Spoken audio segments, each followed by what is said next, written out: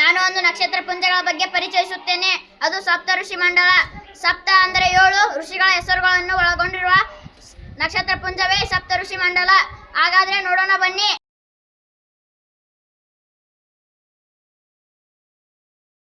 ಇದು ಸಪ್ತ ಋಷಿ ಮಂಡಲ. ಸಪ್ತ ಅಂದರೆ 7. 1 2 3 4 5 6 7. ಇವು 7ಗಳಿಗೆ ಒಂದೊಂದು ಹೆಸರುಗಳಿವೆ.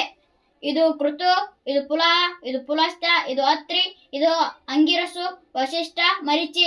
ಇಲ್ಲಿ 2 ನಕ್ಷತ್ರಗಳು ಕಾಣುತ್ತವೆ. ಇದು ವಶಿಷ್ಠ ನಕ್ಷತ್ರ, ಇದು ಅರುಂಧತಿ ನಕ್ಷತ್ರ.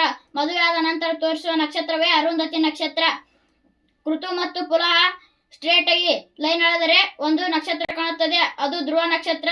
ಹಿಂದಿನ ಕಾಲದಲ್ಲಿ ದಿಕ್ಕನ್ನು ಸೂಚಿಸುವ ನಕ್ಷತ್ರವೇ ಧ್ರುವ ನಕ್ಷತ್ರ. ಧನ್ಯವಾದಗಳು.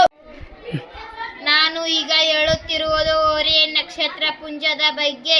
ಇದನ್ನು ಹಿಂದಿನ ಕಾಲದಲ್ಲಿ ಕೂರ್ಗಿತಾಳ ನಕ್ಷತ್ರ ಪುಂಜ ಅಥವಾ ಬೇಟೆಗಾರ ನಕ್ಷತ್ರ ಪುಂಜ ಎಂದು ಕರೆಯುತ್ತಿದ್ದರು. ಈಗ ಇದನ್ನು ನೋಡೋಣ ಬನ್ನಿ.